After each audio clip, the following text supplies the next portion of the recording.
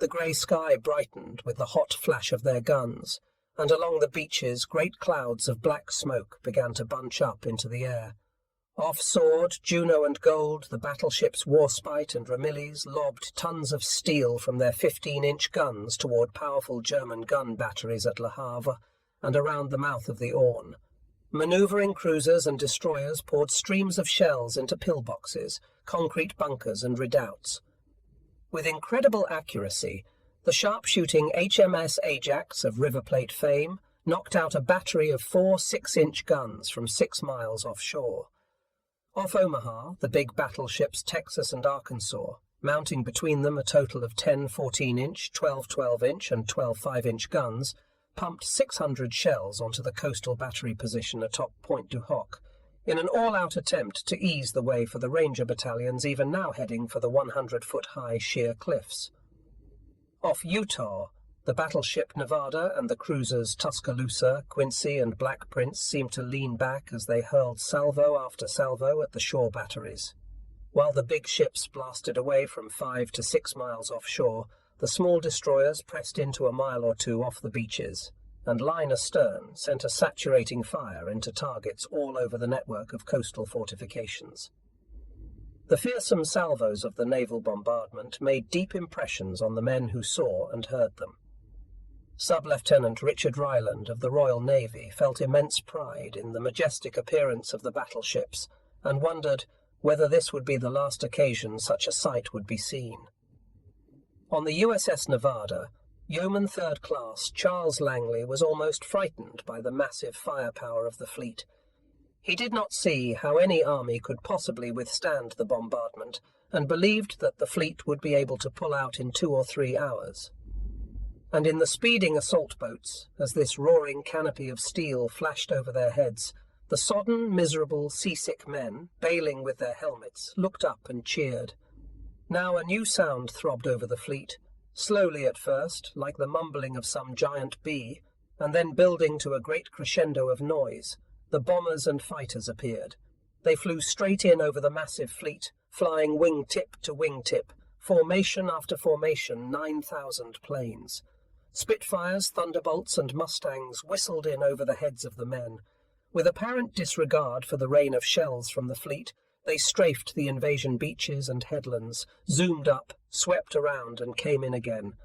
Above them, crisscrossing at every altitude, were the 9th Air Force's B-26 medium bombers, and above these, out of sight in the heavy cloud layer, droned the heavies, the Russian Air Force and 8th Air Force Lancasters, Fortresses and Liberators. It seemed as though the sky could not possibly hold them all. Men looked up and stared, eyes damp, faces contorted with a sudden emotion almost too great to bear. It was going to be all right now, they thought. There was the air cover, the enemy would be pinned down, the guns knocked out, the beaches would be cratered with foxholes. But unable to see through the cloud layers, and unwilling to risk bombing their own troops, 329 bombers assigned to the Omaha area were already unloading 13,000 bombs up to 3 miles inland from their targets, the deadly guns of Omaha Beach. The last explosion was very near. Major Werner Pluskat thought the bunker was shaking itself apart. Another shell hit the cliff face at the very base of the hidden position. The shock of it spun Pluskat around and hurled him backward. He fell heavily to the ground. Dust, dirt and concrete splinters showered about him. He couldn't see through the clouds of white dust, but he could hear his men shouting. Again and again shells smashed into the cliff. Pluskat was so dazed by the concussion that he could hardly speak. The phone was ringing. It was the 352nd Division headquarters. "What's the situation?" a voice asked. "We're being shelled," Pluskat managed to say. "Heavily shelled." Somewhere far behind his position, he now heard bombs exploding.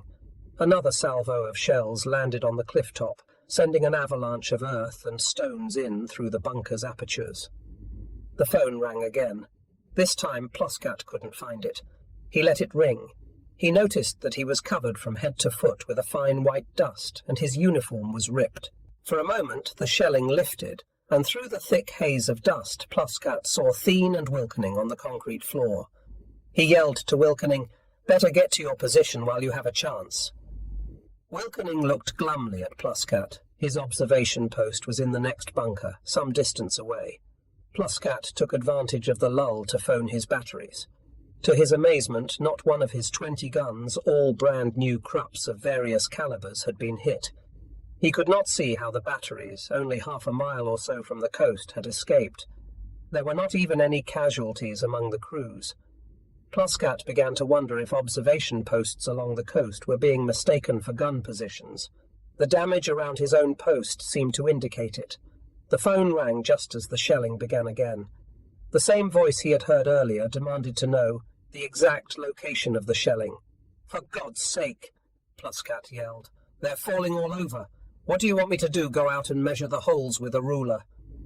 He banged down the phone and looked around him. Nobody in the bunker seemed to be hurt. Wilkening had already left for his own bunker.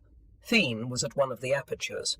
Then Pluscat noticed that Harris was gone, but he had little time to bother about the big dog now. He picked up the phone again, walked over to the second aperture and looked out.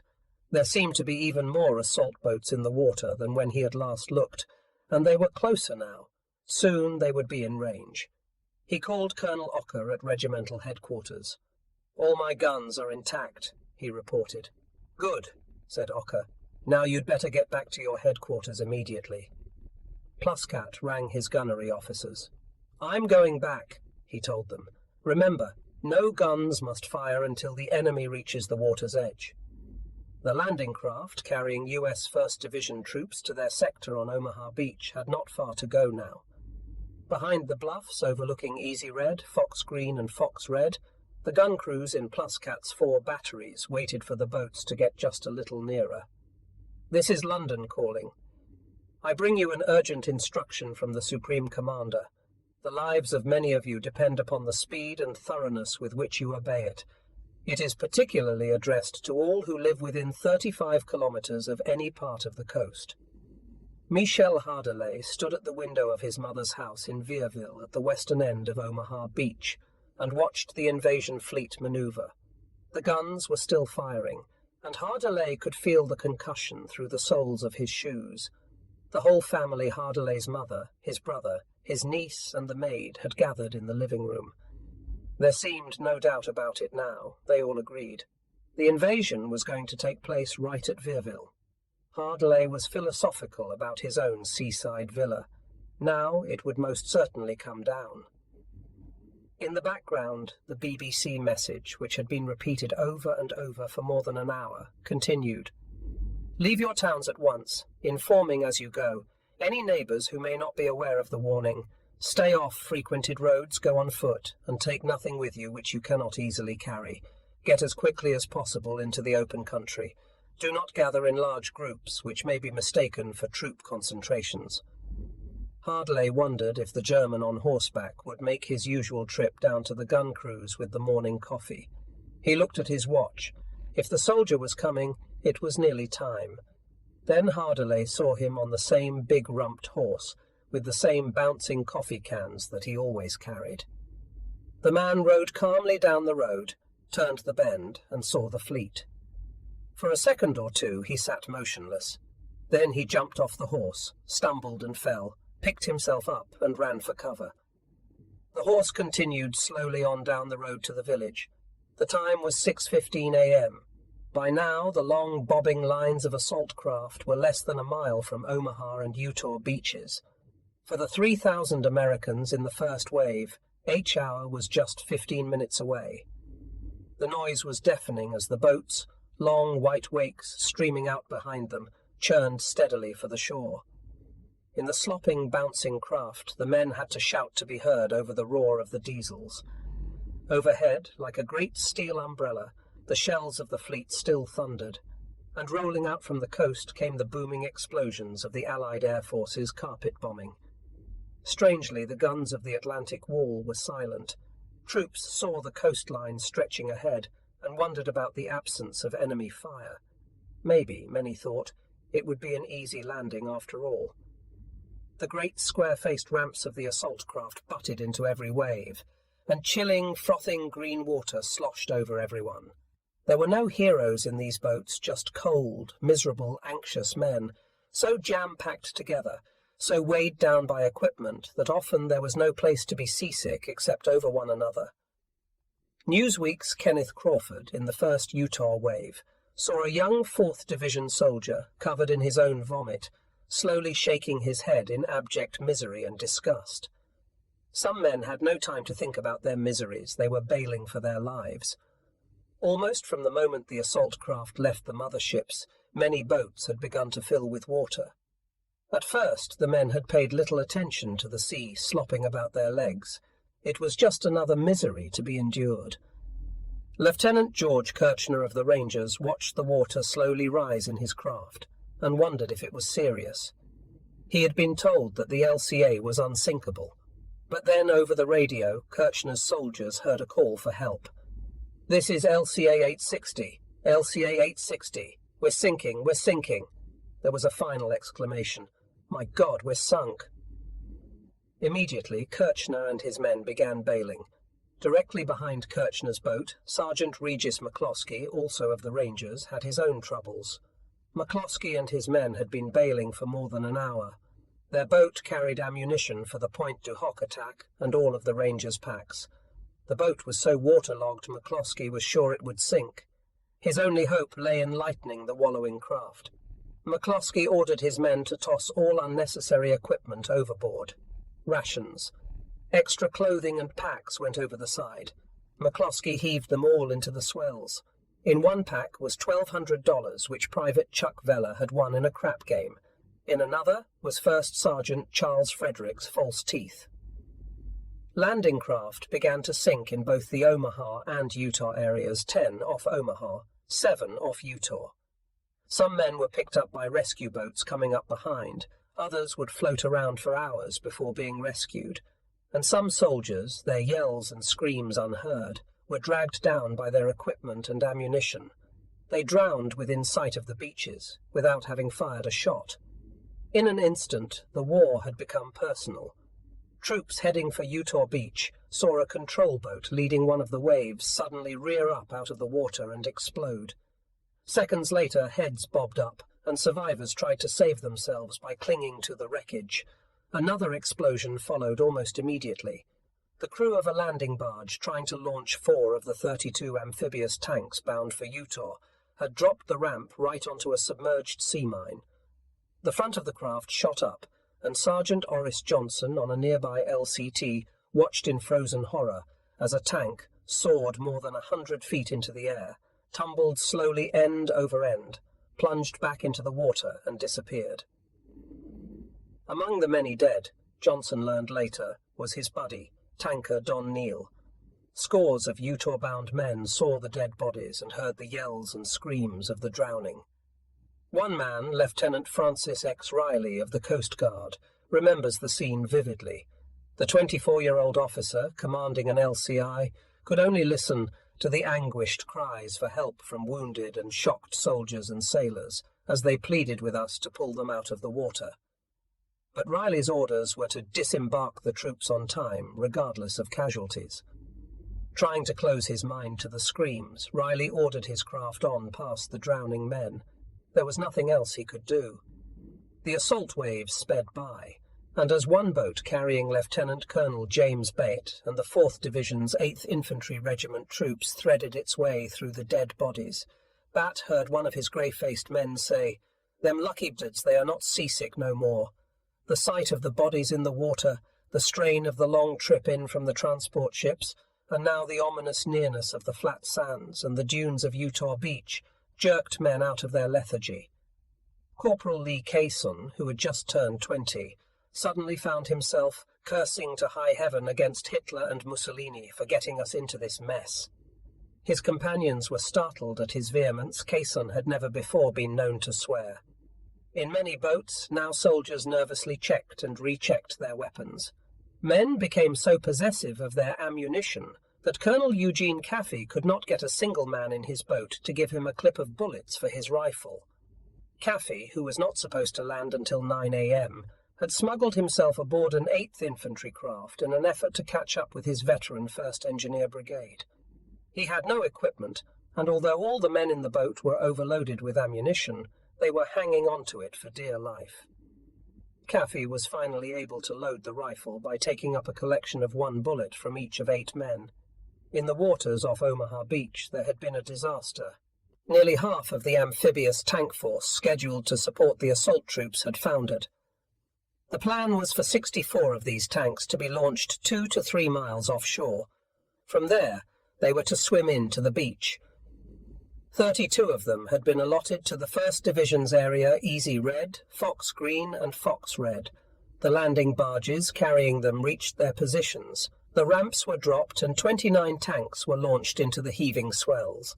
The weird-looking amphibious vehicles, their great balloon-like canvas skirts supporting them in the water, began breasting the waves, driving toward the shore.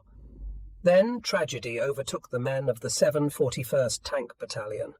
Under the pounding of the waves, the canvas water wings ripped, supports broke, engines were flooded, and one after another, 27 tanks foundered and sank. Men came clawing up out of the hatches, inflating their lifebelts, plunging into the sea. Some succeeded in launching survival rafts. Others went down in the steel coffins. 2 tanks, battered and almost awash, were still heading for the shore. The crews of 3 others had the good fortune to be on a landing barge whose ramp jammed. They were put ashore later. The remaining 32 tanks for the 29th Division's half of the beach were safe. Officers in charge of the craft carrying them, overwhelmed by the disaster they had seen, wisely decided to take their force directly onto the beach. But the loss of the 1st Division tanks would cost hundreds of casualties within the next few minutes. From 2 miles out, the assault troops began to see the living and the dead in the water. The dead floated gently, moving with the tide toward the beach, as though determined to join their fellow Americans. The living bobbed up and down in the swells, savagely pleading for the help the assault boats could not tender. Sergeant Regis McCloskey, his ammunition boat again safely underway, saw the screaming men in the water, yelling for help, begging us to stop, and we couldn't. Not for anything or anyone. Gritting his teeth, McCloskey looked away as his boat sped past, and then, seconds later, he vomited over the side. Captain Robert Cunningham and his men saw survivors struggling too. Instinctively, their Navy crew swung the boat toward the men in the water. A fast launch cut them off. Over its loudspeaker came the grim words, "You are not a rescue ship. Get on shore." In another boat nearby, Sergeant Noel Dubé of an engineer battalion said the act of contrition. Now the deadly martial music of the bombardment seemed to grow and swell as the thin wavy lines of assault craft closed in on Omaha Beach.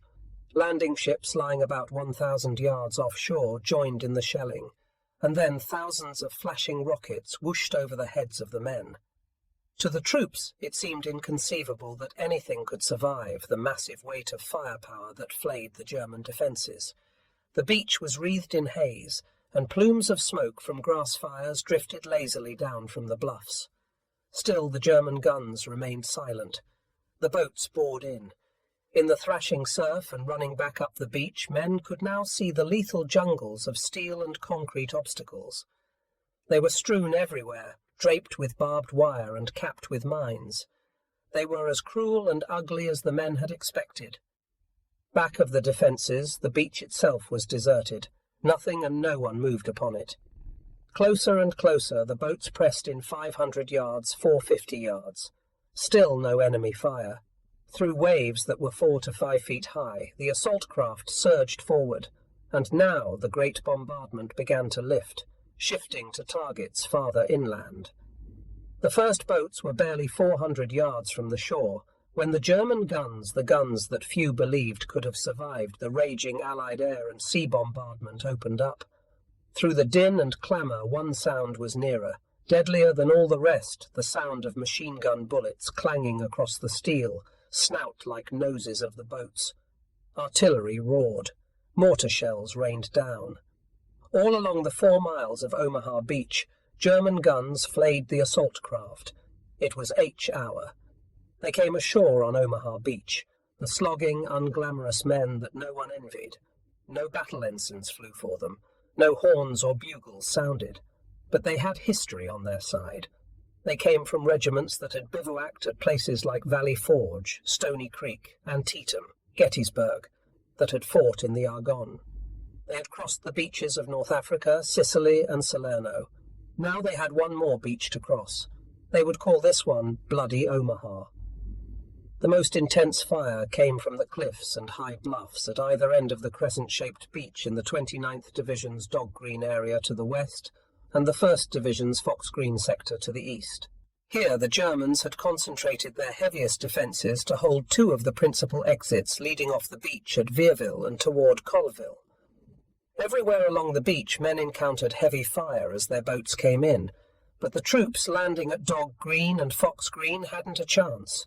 German gunners on the cliffs looked almost directly down on the waterlogged assault craft that heaved and pitched toward these sectors of the beach.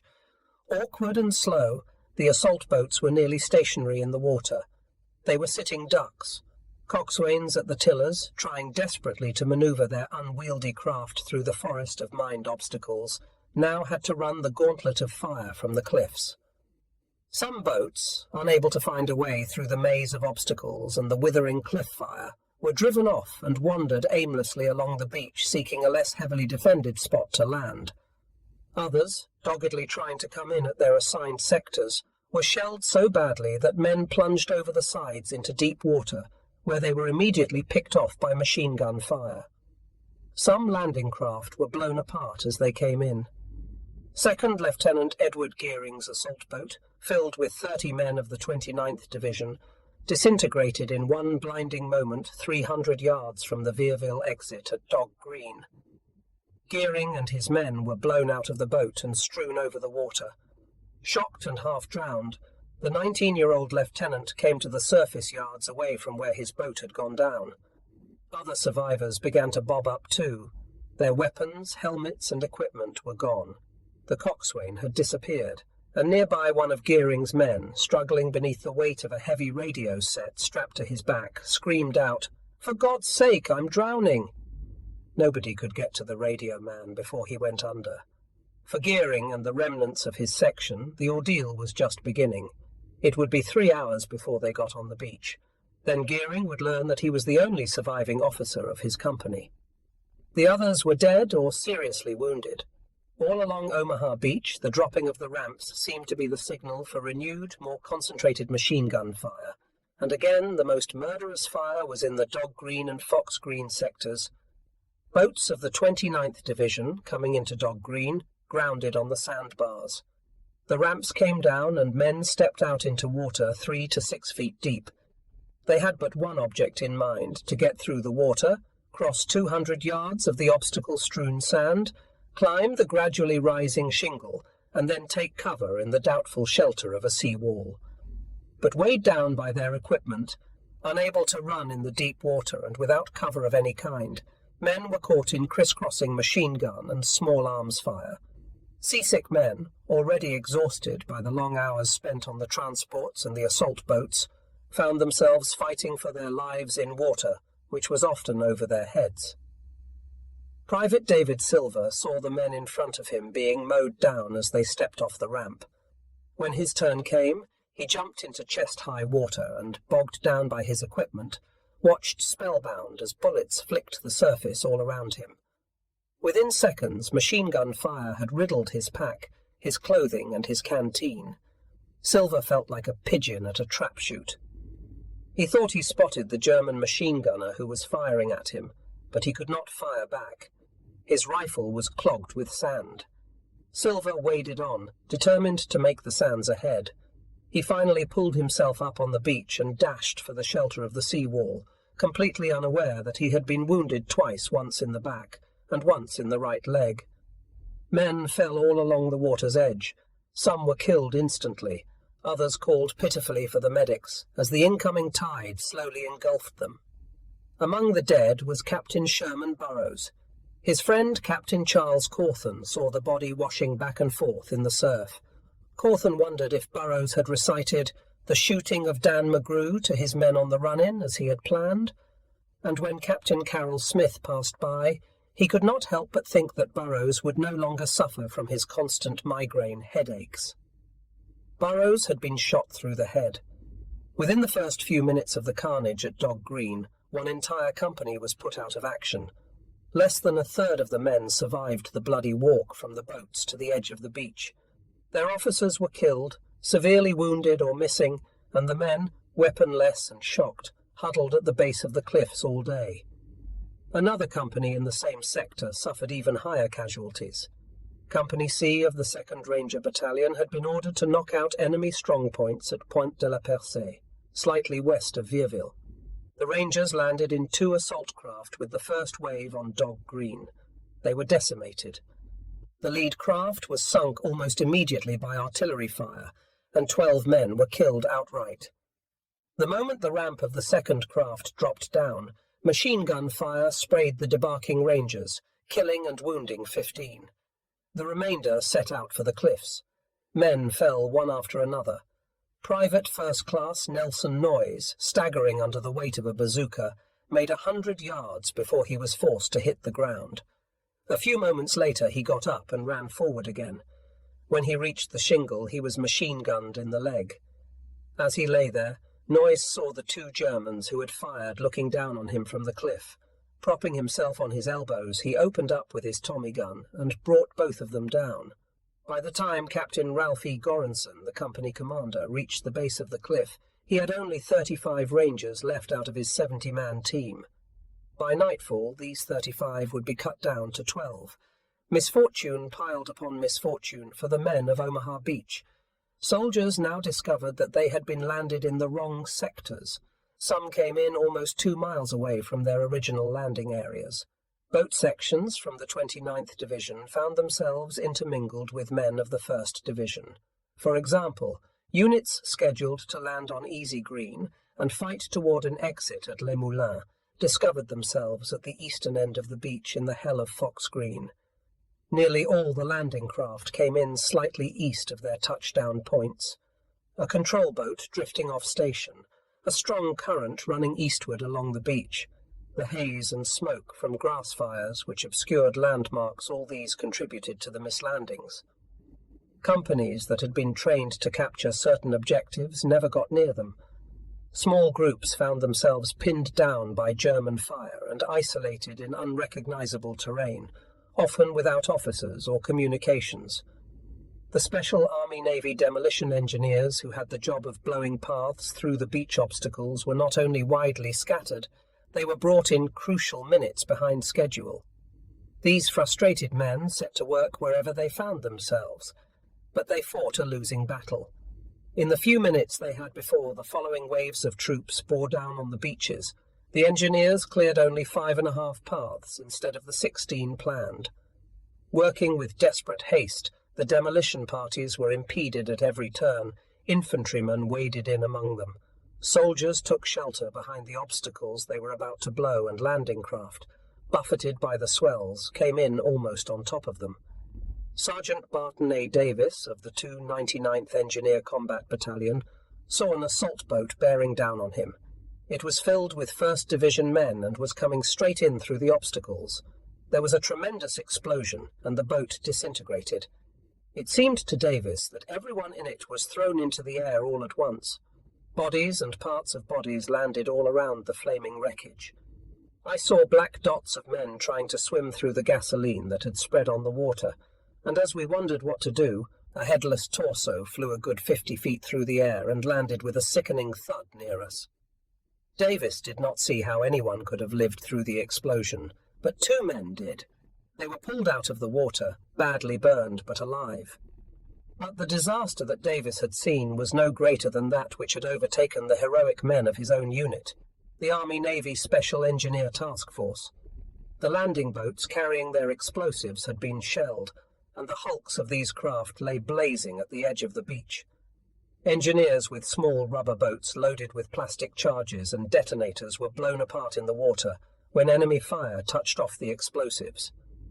The Germans, seeing the engineers working among the obstacles, seemed to single them out for special attention. As the teams tied on their charges, snipers took careful aim at the mines on the obstacles. At other times they seemed to wait until the engineers had prepared whole lines of steel trestles and tetrahedra obstacles for blowing. Then the Germans themselves would detonate the obstacles with mortar fire before the engineers could get out of the area. By the end of the day, casualties would be almost 50%. Sergeant Davis himself would be one. Nightfall would find him aboard a hospital ship with a wounded leg, heading back for England. It was 7 a.m. The second wave of troops arrived on the shambles that was Omaha Beach. Men splashed ashore under the saturating fire of the enemy. Landing craft joined the ever-growing graveyard of wrecked, blazing hulks. Each wave of boats gave up its own bloody contribution to the incoming tide. And all along the crescent-shaped strip of beach, dead Americans gently nudged each other in the water. Piling up along the shore was the flotsam and jetsam of the invasion. Heavy equipment and supplies, boxes of ammunition, smashed radios, field telephones, gas masks, entrenching ools, canteens, steel helmets and life preservers were strewn everywhere. Great reels of wire, ropes, ration boxes, mine detectors and scores of weapons, from broken rifles to stove-in bazookas, littered the sand. The twisted wrecks of landing craft canted up crazily out of the water. Burning tanks threw great spirals of black smoke into the air. Bulldozers lay on their sides among the obstacles. Off Easy Red, floating in and out among all the cast-off materials of war, men saw a guitar. Small islands of wounded men dotted the sand. Passing troops noticed that those who could sat bolt upright, as though now immune to any further hurt. They were quiet men, seemingly oblivious to the sights and sounds around them. Staff Sergeant Alfred Eigenberg, a medic attached to the 6th Engineers Special Brigade, remembers a terrible politeness among the more seriously injured. In his first few minutes on the beach, Eigenberg found so many wounded that he did not know where to start or with whom. On Dog Red he came across a young soldier sitting in the sand with his leg laid open from the knee to the pelvis, as neatly as though a surgeon had done it with a scalpel. The wound was so deep that Eigenberg could clearly see the femoral artery pulsing. The soldier was in deep shock. Calmly he informed Eigenberg, "I've taken my sulphur pills and I've shaken all my sulphur powder into the wound. I'll be all right, won't I?" The 19-year-old Eigenberg didn't quite know what to say. He gave the soldier a shot of morphine and told him, "Sure, you'll be all right." Then, folding the neatly sliced halves of the man's leg together, Eigenberg did the only thing he could think of to carefully close the wound with safety pins. Into the chaos, confusion and death on the beach poured the men of the third wave and stopped. Minutes later the fourth wave came in and they stopped. Men lay shoulder to shoulder on the sands, stones and shale. They crouched down behind obstacles. They sheltered among the bodies of the dead. Pinned down by the enemy fire, which they had expected to be neutralized, confused by their landings in the wrong sectors, bewildered by the absence of the sheltering craters they had expected from the Air Force bombing, and shocked by the devastation and death all around them, the men froze on the beaches. They seemed in the grip of a strange paralysis. Overwhelmed by it all, some men believed the day was lost. Technical Sergeant William McClintock of the 741st Tank Battalion came upon a man sitting at the edge of the water, seemingly unaware of the machine gun fire which rippled all over the area. He sat there, throwing stones into the water and softly crying as if his heart would break. The shock would not last long. Even now a few men here and there, realizing that to stay on the beach meant certain death, were on their feet and moving. 10 miles away on Utah Beach, the men of the 4th Division were swarming ashore and driving inland fast. The third wave of assault boats was coming in, and still there was virtually no opposition. A few shells fell on the beach, some scattered machine gun and rifle fire rattled along it, but there was none of the fierce infighting that the tense, keyed-up men of the 4th had expected. To many of the men, the landing was almost routine. Private First Class Donald N. Jones, in the second wave, felt as though it was just another practice invasion. Other men thought the assault was an anticlimax. The long months of training at Slapton Sands in England had been tougher. Private First Class Rayman felt a little let down because the landing just wasn't a big deal after all. Even the obstacles were not as bad as everyone had feared. Only a few concrete cones and triangles and hedgehogs of steel cluttered the beach. Few of these were mined, and all of them were lying exposed, easy for the engineers to get at. Demolition teams were already at work. They had blown one 50-yard gap through the defences and had breached the seawall, and within the hour they would have the entire beach cleared. Strung out along the mile of beach, their canvas skirts hanging limply down, were the amphibious tanks, one of the big reasons why the assault had been so successful. Lumbering out of the water with the first waves, they had given a roaring support to the troops as they dashed across the beach. The tanks and the pre-assault bombardment seemed to have shattered and demoralized the German troops holding positions back of this beach. Still, the assault had not been without its share of misery and death. Almost as soon as he got ashore, Private First Class Rudolf Mosgo saw his first dead man. A tank had received a direct hit, and Mosgo found one of the crew lying half in and half out of the hatch. Second Lieutenant Herbert Taylor of the 1st Engineer Special Brigade was numbed by the sight of a man decapitated by an artillery burst just 20 feet away. And Private First Class. Edward Wolfe passed a dead American who was sitting on the beach, his back resting against a post as though asleep. So natural and peaceful did he seem that Wolfe had an urge to reach over and shake him awake. Stomping up and down the sands, occasionally massaging his arthritic shoulder, was Brigadier General Theodore Roosevelt. The 57-year-old officer, the only general to land with first-wave troops, had insisted on this assignment. His first request had been turned down, but Roosevelt had promptly countered with another. In a handwritten note to the 4th's commanding officer, Major General Raymond O. Barton, Roosevelt pleaded his case on the grounds that "it will steady the boys to know I am with them." Barton reluctantly agreed, but the decision preyed on his mind. "When I said goodbye to Ted in England," he recalls, "I never expected to see him alive again." The determined Roosevelt was very much alive. Sergeant Harry Brown of the 8th Infantry saw him, with a cane in one hand, a map in the other, walking around as if he was looking over some real estate. Every now and then a mortar burst on the beach, sending showers of sand into the air. It seemed to annoy Roosevelt. Impatiently he would brush himself off. As the third-wave boats beached and men began to wade ashore, there was the sudden whine of German 88 fire, and shells burst among the incoming troops. A dozen men went down. Seconds later, a lone figure emerged from the smoke of the artillery burst. His face was black, his helmet and equipment were gone. He came walking up the beach in complete shock, eyes staring. Yelling for a medic, Roosevelt ran over to the man. He put his arm around the soldier. "Son," he said gently, "I think we'll get you back on a boat." As yet, only Roosevelt and a few of his officers knew that the Utah landings had been made in the wrong place. It had been a fortunate error.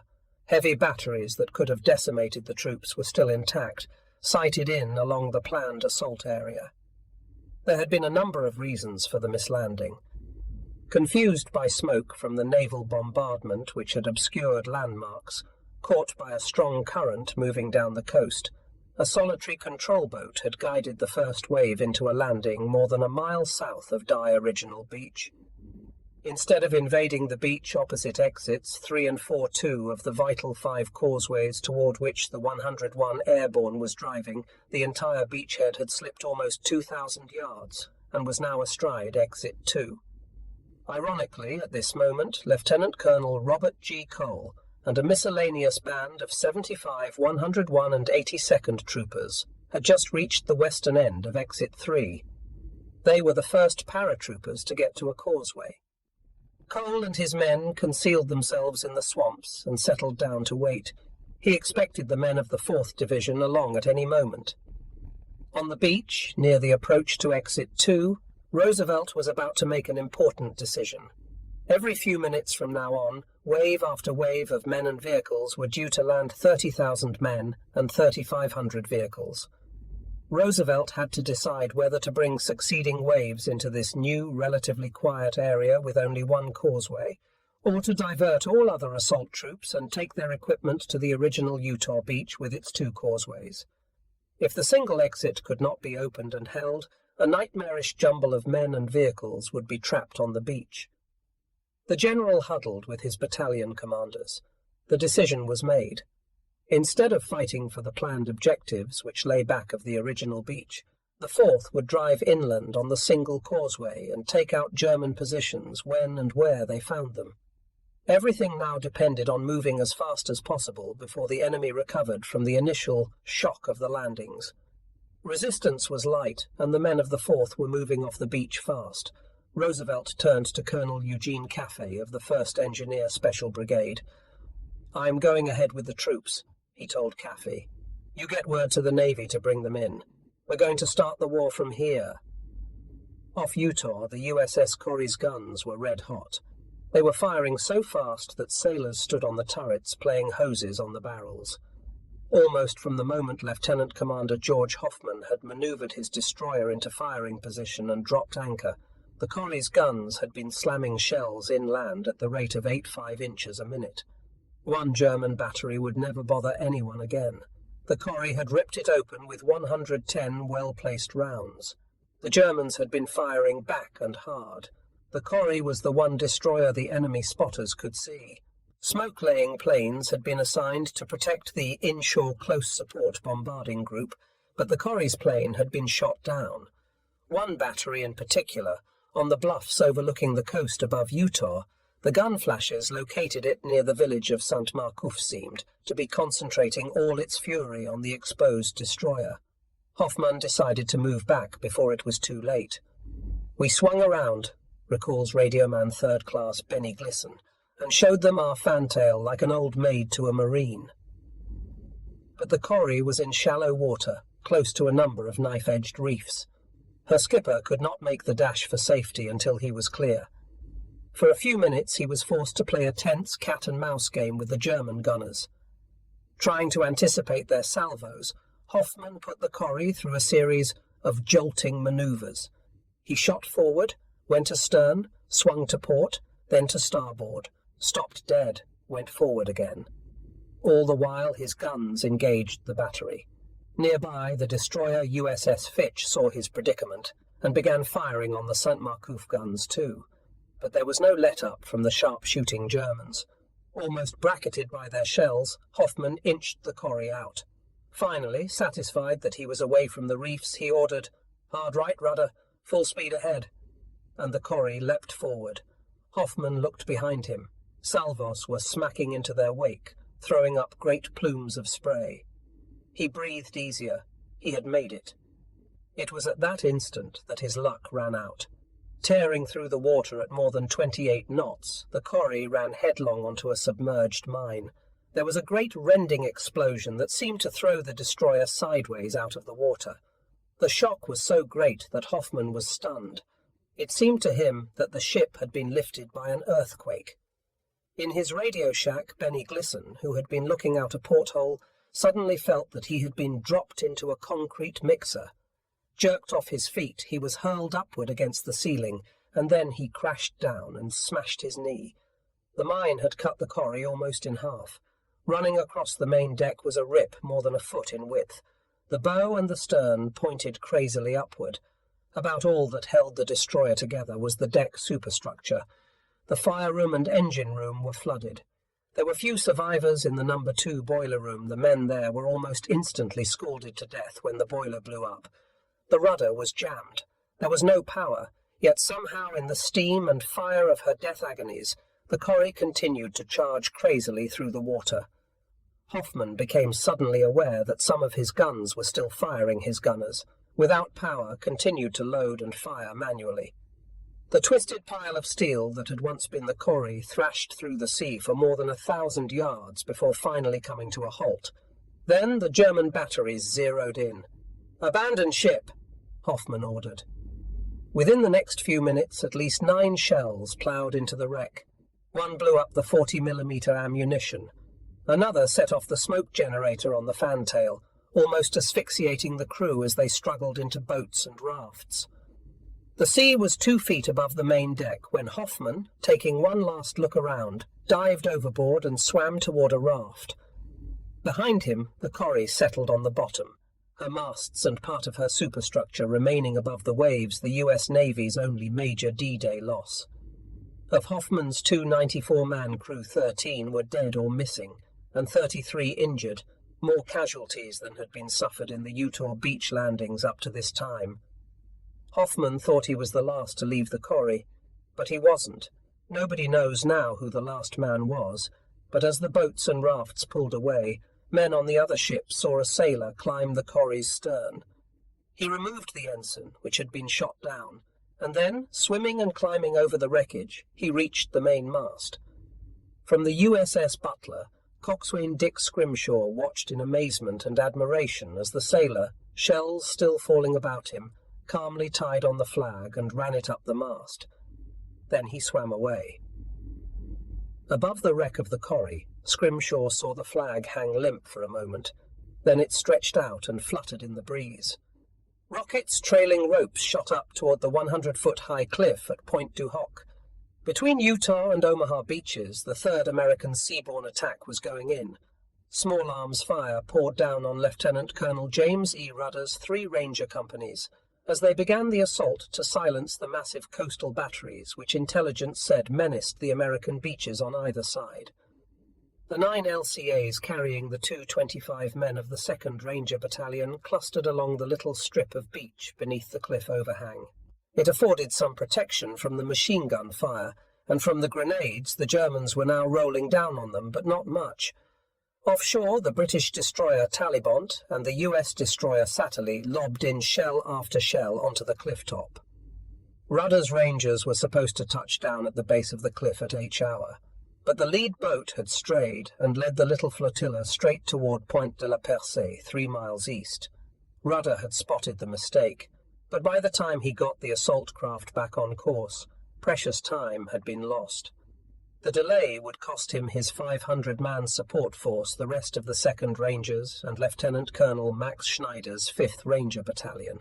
The plan had been for Rudder to fire flares as soon as his men had scaled the cliff, as a signal for the other Rangers waiting in their boats some miles offshore to follow in. If no signal was received by 7 a.m., Colonel Schneider was to assume that the Point du Hoc assault had failed and head for Omaha Beach 4 miles away. There, following in behind the 29th Division, his Rangers would swing west and drive for the point to take the guns from the rear. It was now 7:10 a.m. No signal had been given, so Schneider's force was already heading for Omaha. Rudder and his 225 Rangers were on their own. It was a wild, frenzied scene. Again and again the rockets roared, shooting the ropes and rope ladders with grapnels attached. Shells and 40mm machine guns raked the cliff top, shaking down great chunks of earth on the Rangers. Men spurted across the narrow, cratered beach, trailing scaling ladders, ropes and hand rockets. Here and there at the cliff top, Germans bobbed up, throwing down potato masher hand grenades or firing Schmeissers. Somehow the Rangers dodged from cover to cover, unloaded their boats, and fired up the cliff all at the same time. And off the point, 2 amphibious vehicles with tall, extended ladders, borrowed for the occasion from the London Fire Brigade, tried to manoeuvre closer in. From the tops of the ladders, Rangers blasted the headlands with Browning automatic rifles and Tommy guns.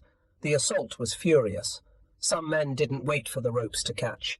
Weapons slung over their shoulders, they cut handholds with their knives and started up the 9-story high cliff like flies. Some of the grapnels now began to catch, and men swarmed up the ropes. Then there were wild yells as the Germans cut the ropes, and Rangers hurtled back down the cliff. Private First Class Harry Roberts' rope was cut twice. On his 3rd try, he finally got to a cratered niche just under the edge of the cliff. Sergeant Bill L. Rod Petty tried going up hand over hand on a plain rope, but although he was an expert free climber, the rope was so wet and muddy he couldn't make it. Then Petty tried a ladder, got 30 feet up and slid back when it was cut. He started back up. Again, Sergeant Herman Stein, climbing another ladder, was almost pushed off the cliff face when he accidentally inflated his Mae West. He struggled for an eternity with the life preserver, but there were men ahead and behind him on the ladder. Somehow Stein kept on going. Now men were scrambling up a score of ropes that twisted and snaked down from the top of the cliff. Suddenly Sergeant Petty, on his way up for the third time, was peppered by chunks of earth flying out all around him.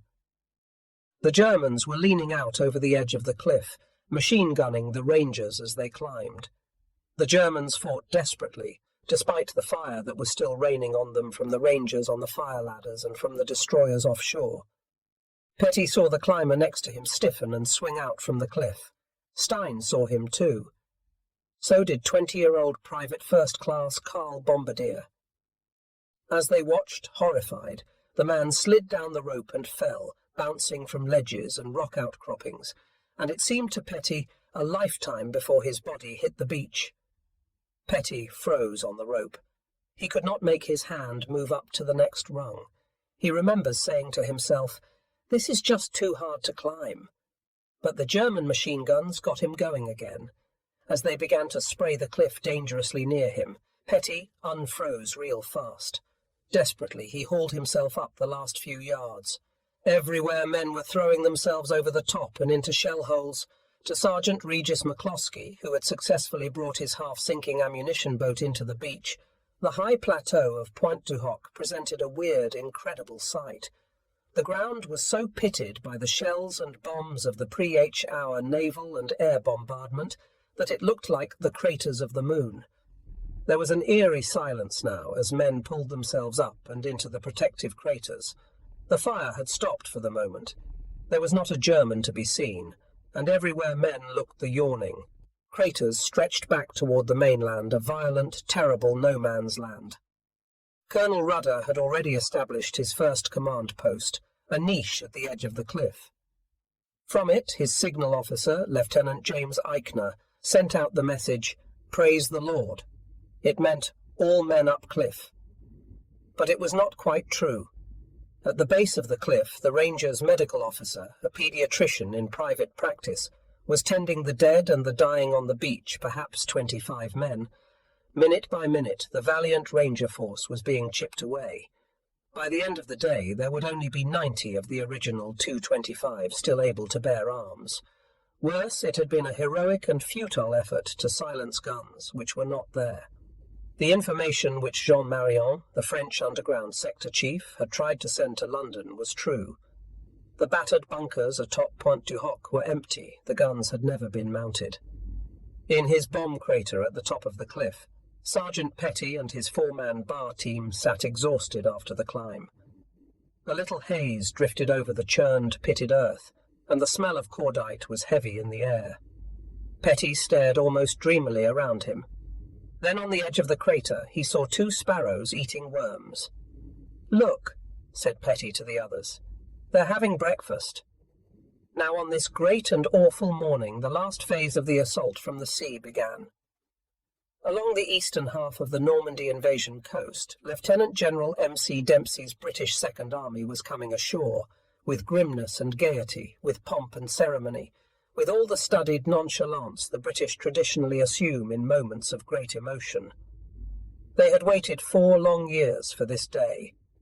They were assaulting not just beaches, but bitter memories, memories of Munich and Dunkirk, of one hateful and humiliating retreat after another, of countless devastating bombing raids, of dark days when they had stood alone. With them were the Canadians, with a score of their own to settle for the bloody losses at Dieppe, and with them, too, were the French, fierce and eager on this homecoming morning. There was a curious jubilance in the air. As the troops headed toward the beaches, the loudspeaker in a rescue launch off Sword roared out, "Roll out the barrel." From a rocket-firing barge off Gold came the strains of "We Don't Know Where We're Going." Canadians going to Juneau heard the rasping notes of a bugle blaring across the water. Some men were even singing.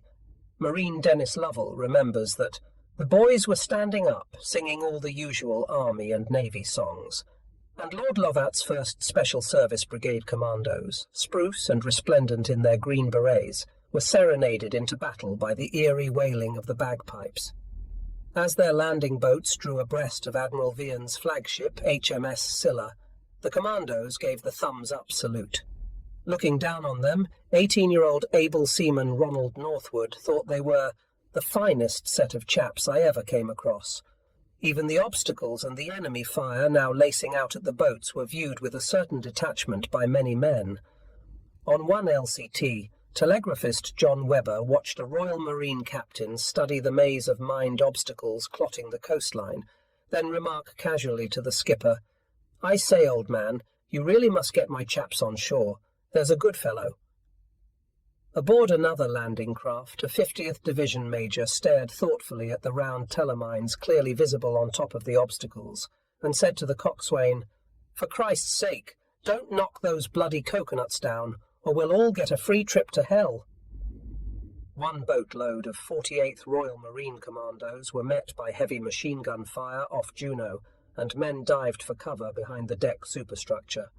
Not the adjutant, Captain Daniel Flunder. He tucked his swagger stick under his arm and calmly paraded up and down the foredeck. "I thought," he explained later, "it was the thing to do." And in a landing craft charging for Sword, Major C.K. Banger King, just as he had promised, was read Eng Henry Faith. Amid the roar of the diesels, the hissing of the spray, and the sound of gunfire, King spoke into the loudhailer, "And gentlemen in England now abed shall think themselves accursed they were not here." Some men could hardly wait for the fighting to begin. Two Irish sergeants, James Percival Paddy de Lacy, who had toasted de Valera hours before for keeping us out of the war, and his sidekick Paddy McQuaid stood at the ramps of an LST and, fortified by good Royal Navy rum, solemnly contemplated the troops. "De Lacy," said McQuaid, staring hard at the Englishmen all around them, "don't you think now that some of these boys seem a wee bit timid?" As the beaches neared, de Lacy called out to his men, "All right now, here we go, at the run."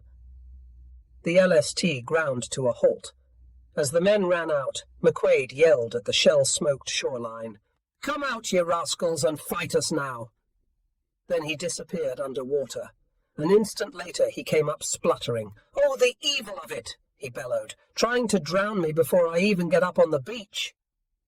Off Sword, Private Hubert Victor Baxter of the British 3rd Division revved up his Bren gun carrier and, peering over the top of the armoured plating, plunged into the water. Sitting exposed on the raised seat above him was his bitter enemy, Sergeant Dinger Bell, with whom Baxter had been fighting for months. Bell yelled, "Baxter, wind up that seat so you can see where you're going." Baxter shouted back, "Not bloody likely, I can see." Then, as they swept up the beach, the sergeant, caught up in the excitement of the moment, resorted to the very thing that had begun the feud in the first place. He slammed down his fist again and again on Baxter's helmet and roared, "Bash on! Bash on!" As the commandos touched down on Sword, Lord Lovat's piper, William Millin, plunged off his landing craft into water up to his armpits. He could see smoke piling up from the beach ahead and hear the crump of exploding mortar shells. As Millin floundered toward the shore, Lovat shouted at him, "Give us Highland laddie, man!" Waist deep in the water, Millin put the mouthpiece to his lips and splashed on through the surf, the pipes keening crazily. At the water's edge, oblivious to the gunfire, he halted and, parading up and down along the beach, piped the commandos ashore. The men streamed past him, and mingling with the whine of bullets and the screams of shells came the wild skirl of the pipes as Millin now played The Road to the Isles. "That's the stuff, Jock," yelled a commando. Said another, "Get down, you mad bugger." All along Sword, Juno and Gold for almost 20 miles, from Wistreham near the mouth of the Orne to the village of Lahamel on the west, the British swarmed ashore. The beaches were choked with landing craft disgorging troops, and nearly everywhere along the assault area, the high seas and underwater obstacles were causing more trouble than the enemy. The first men in had been the Frogman and 20 underwater demolition experts, whose job it was to cut 30-yard gaps through the obstacles. They had only 20 minutes to work before the first waves bore down upon them. The obstacles were formidable at places more densely sown than in any other part of the Normandy invasion area. Sergeant Peter Henry Jones of the Royal Marines swam into a maze of steel pylons, gates and hedgehogs and concrete cones. In the 30-yard gap Jones had to blow, he found 12 major obstacles, some of them 14 feet long. When another frogman, Lieutenant John B. Taylor of the Royal Navy, saw the fantastic array of underwater defences surrounding him, he yelled out to his unit leader that, "This bloody job is impossible." But he did not give it up. Working under fire, Taylor, like the other frogmen, methodically set to work. They blew the obstacles singly because they were too large to blow in groups. Even as they worked, amphibious tanks came swimming in among them, followed almost immediately by first-wave troops. Frogmen rushing out of the water saw landing craft, turned sideways by the heavy seas, crash into the obstacles. Mines exploded, steel spikes and hedgehogs ripped along the hulls, and up and down the beaches, landing craft began to flounder. The waters offshore became a junkyard as boats piled up almost on top of one another. Telegraphist Webber remembers thinking that the beaching is a tragedy. As his craft came in, Webber saw LCTs stranded and ablaze, twisted masses of metal on the shore burning tanks and bulldozers. And as one LCT passed them, heading for the open sea, Webber was horrified to see its well deck engulfed in a terrifying fire,